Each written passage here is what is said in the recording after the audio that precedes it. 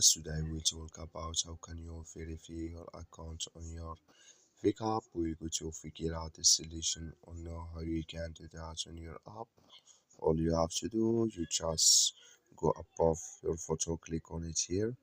So then it's going to take you to your profile here. Then all you have to do, just go above this sign, click on it. When you click on it, it's going to show for you a list like this here. So then all you have to do, you just click here on edit profile. Then you come to this list here. Then you click here on personal info here. When you click on it, it's going to take you to this list. You just switch into open video. So it's going to take a time to open video here. You click here on personal data here, and you click here on account verification.